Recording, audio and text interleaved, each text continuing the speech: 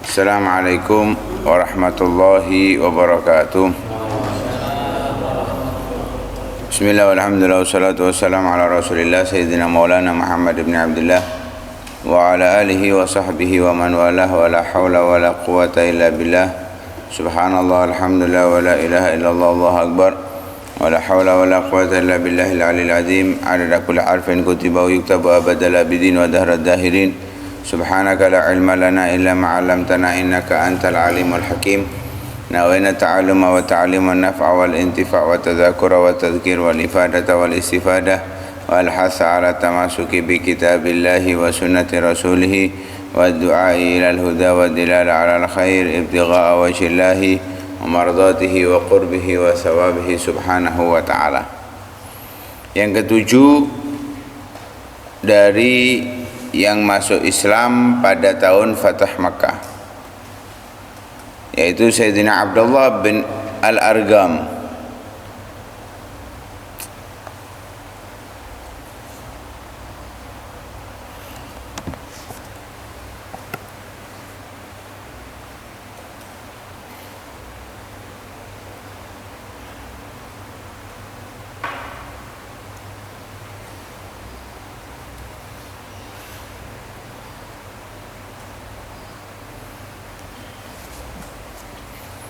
Sayyidina Abdullah bin Al-Argam ini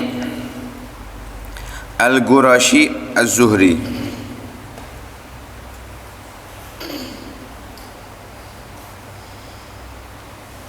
Al-Qurashi Az-Zuhri.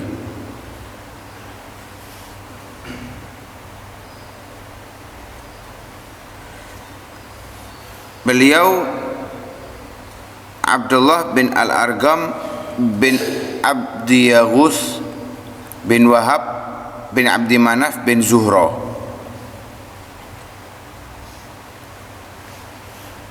Maka posisi beliau adalah keponakan Sayyidah Aminah bintu Wahbin, ibunda Nabi SAW. Artinya Abdullah bin Al-Argam ini sepupunya Nabi. Tapi Al-Imam Al-Bukhari menyatakan Abdullah ini Ibnul Arqam bin Abil Arqam bin Abdi Yaghus. Abdullah bin Al-Arqam bin Abi Al-Arqam. Abil Arqam ini namanya Abdi Yaghus. Posisinya kalau seperti itu, beliau adalah cucu keponakan dari Sayyidah Aminah radhiyallahu ta'ala anha, ibunda Nabi sallallahu alaihi wasallam. Artinya posisinya beliau bisa misananya Nabi, bisa keponakan misananya Nabi sallallahu alaihi wasallam, menurut perbedaan yang ada. Ibunda beliau bernama Umaymah bintu Harb bin Abi Hamhamah bin Abdul Uzza Al-Fihri. Ada yang mengatakan enggak, ibundanya Amratu bintul Qaus bintul Aqwas bintul Auqas bin Hashim bin Abdi Manaf. Ibundanya itu sepupunya ayahnya Nabi. Ya, sebagian pendapat menyatakan demikian.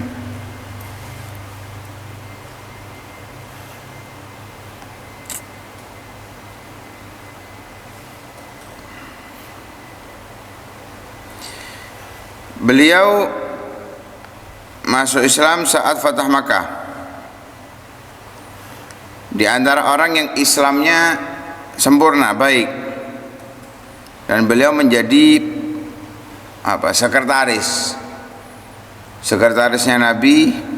Kemudian setelah wafatnya Nabi jadi sekretarisnya Sayyidina Abu Bakar. Setelah wafatnya Sayyidina Abu Bakar menjadi sekretarisnya Sayyidina Umar.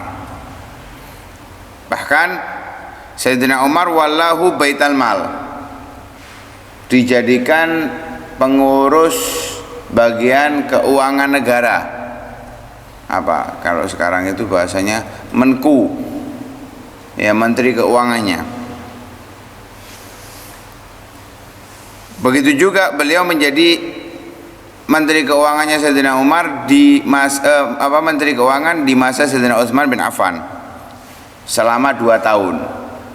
Kemudian setelah 2 tahun itu beliau ista'fahu, minta mundur. Ya, minta mundur dari Sayyidina Utsman, akhirnya diizinkan oleh Sayyidina Utsman bin Affan radhiyallahu taala anhu. Nah, beliau termasuk dari pembesar para sahabat dan di antara para sahabat yang soleh. Semuanya sulaha para sahabat, tapi di antara yang paling soleh Sayyidina Abdullah bin Arqam. Padahal hidupnya dalam Islam bersama Nabi hanya 2 tahun. Kemuliaan beliau diriwayatkan oleh Ibn al-Qasim dari Malik.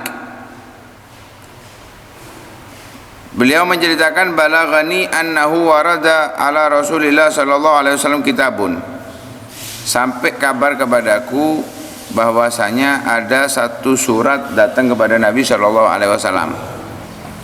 Akhirnya Nabi bertanya, "Man yujibu anni?" Siapa yang akan menjawab daripada surat itu sebagai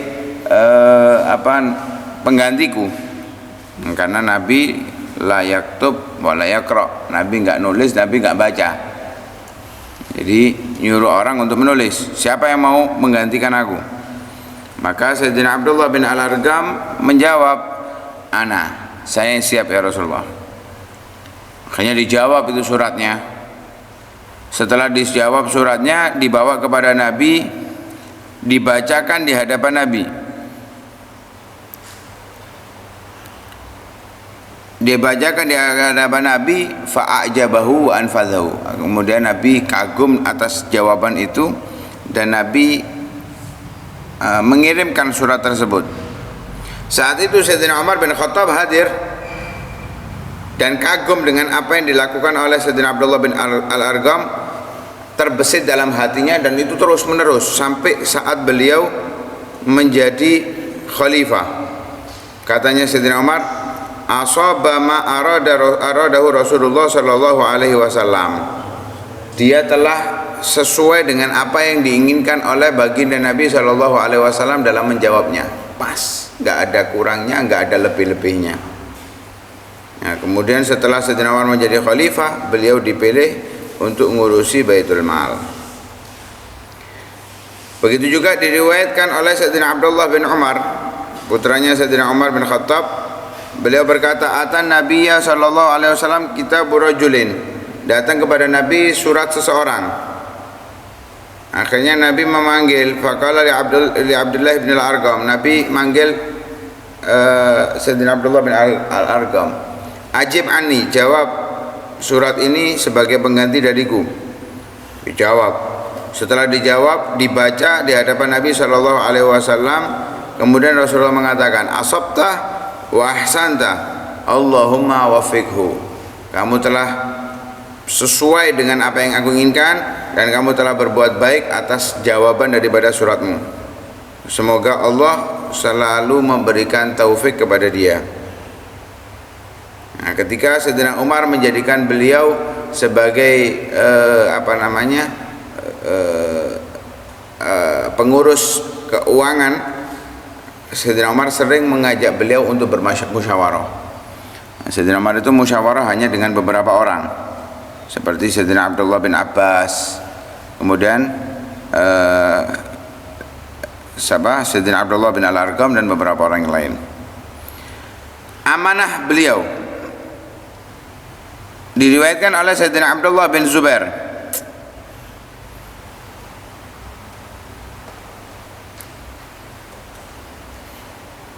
Bahwasanya Nabi Shallallahu Alaihi Wasallam minta kepada Abdullah bin Al-Arqam untuk menulis. Saat itu menjawab surat-surat daripada kerajaan-kerajaan,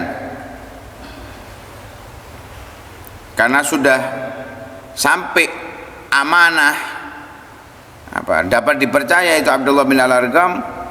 Nabi SAW menyuruh untuk menjawab tulisan itu. Setelah ditulis, nggak dibaca, langsung distempel oleh Nabi, dikirim. Karena amanahnya beliau, Nabi nggak perlu mencari lagi kebenarannya, wis pas atau belum, nggak perlu, sudah yakin. Ibarat kalau kita sudah percaya sama satu orang, kemudian kita wakilkan kepada dia, kita nggak perlu melihat lagi tulisannya, sudah percaya, wis pasti benar, nggak mungkin salah. Kenapa? Kita tahu hasil kerjanya, kita tahu amanahnya, nggak perlu diuji lagi. Kalau masih awal mungkin perlu diuji, tapi kalau sudah kejujurannya itu sudah ketahuan, amanahnya itu sudah ketahuan, selesai, nggak perlu dicek lagi. Itu yang dilakukan oleh Nabi SAW kepada Sayyidina Abdullah ibn al-Arqam. Zuhduhu wa khasyatuh. Beliau termasuk sahabat yang terlihat zuhudnya, nggak cinta dunia, dan memiliki rasa takut kepada Allah yang sangat amat besar. Diriwayatkan oleh Imam Malik, balaghani anna Utsman ajaza Abdullah bin al-Arqam wa kana lahu ala baitil mal bi 30,000. Sampai riwayat itu kepadaku, kata Imam Malik, bahwa Sayyidina Utsman itu pernah memberikan kepada Abdullah bin al-Arqam dari baitul mal, ya memang gaji ibaratnya, ya, gajinya beliau 30.000, entah itu 30.000 dirham atau dinar. Ditolak oleh Sayyidina Abdullah bin al-Arqam, nggak mau menerima.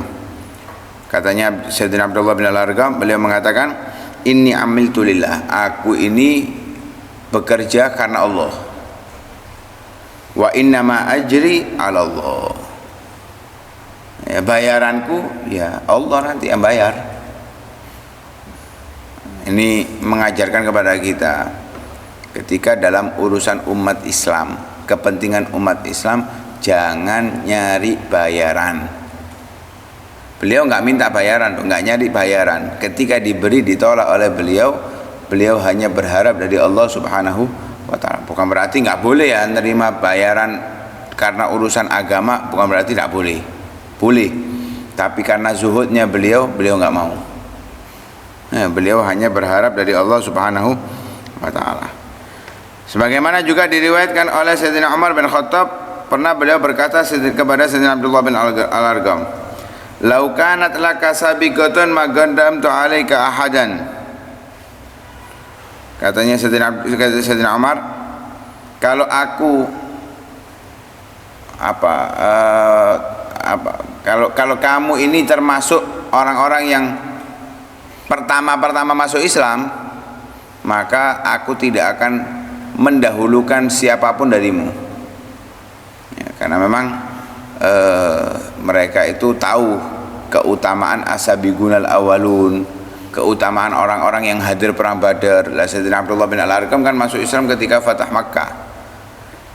Tapi saking mulianya beliau, andai beliau itu termasuk orang asabiqunal awalun, tidak ada orang yang akan didahulukan oleh Sayyidina Umar melebihi Sayyidina Abdullah bin al-Arqam. Ini menunjukkan keistimewaan beliau, ya, menunjukkan keistimewaan beliau. Begitu juga diriwayatkan oleh Sayyidina Ubaidillah bin Abdullah bin Utbah dari ayahnya Abdullah bin Utbah. Beliau berkata, wallahi, Sayyidina Umar juga mengatakan, ma ra'aitu akhsyalillah min Abdullah bin al-Arqam. Aku gak pernah melihat orang yang lebih takut kepada Allah daripada Abdullah bin al-Arqam. Dan itu sama yang dikatakan oleh Sayyidina Ubaidillah bin Abdullah dari ayahnya. Beliau mengatakan, wallahi ma ra'aitu rajulan qattu kana akhsyalillah min Abdullah bin al-Arqam. Aku tidak melihat seorang yang lebih takut kepada Allah melebihi takutnya Abdullah bin al-Arqam kepada Allah Subhanahu wa ta'ala. Nah, beliau meninggal pada masa khilafah Sayyidina Utsman bin Affan radhiyallahu taala anhu. Jadi di masa kepemimpinan Sayyidina Utsman. Ada yang mengatakan tahun ke-44, itu bohong, karena tahun ke-44 itu bahkan Sayyidina Ali pun sudah enggak menjadi khalifah lagi, sudah meninggal. Sayyidina Ali bin Abi Thalib, Sayyidina Ali meninggal tahun 41-an, 40 atau 41. Itu dikatakan dusta, nggak mungkin, nggak masuk akal, kata beliau, kata mereka. Beliau meninggal di masa khilafah Sayyidina Utsman bin Affan radhiyallahu taala. Di sini bisa kita ambil pelajaran bahwa keistimewaan itu bisa didapatkan walaupun dari orang yang terakhir, yang baru. Jangan merasa saya lebih dulu, saya lebih tua, saya lebih terus.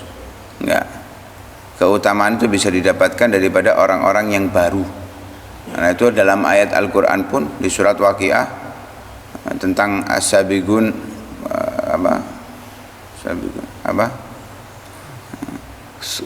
sullatun minal awwalin wa qalilun minal akhirin. Jadi ada kelompok besar dari orang-orang yang mulia as-sabiqun itu yang dari orang-orang pertama. Tapi ada wa qalilun minal akhirin, ada orang-orang di zaman akhir yang kedudukannya bisa nyalep orang-orang yang di masa lalu. Ada yang bisa seperti itu. Tapi bukan berarti kemudian wah merasa hebat yang baru-baru, enggak. Tetap harus menghormati yang pertama. Nah, karena itu yang diperintahkan oleh Allah untuk kita baca doa itu, Rabbana ighfir lana wa li ikhwanina alladzina sabaquna bil iman. Itu kita diajarkan untuk menghormati, memuliakan mereka, orang-orang as-sabiqun, orang-orang yang lebih dulu daripada kita, khususnya para sahabat Nabi SAW, khususnya dari sahabatnya Nabi as-sabiqun al-awwalun. Lihat Sayyidina Abdullah bin Al-Arqam dimuliakan oleh Sayyidina Umar, tapi Sayyidina Umar mengatakan apa? Kalau kamu ini termasuk dari sabiqun al-awwalun, enggak akan aku dahulukan dari siapapun. Nah, tapi karena beliau bukan dari sabiqun al-awwalun, tetap Sayyidina Umar lebih mendahulukan as-sabiqun al-awwalun.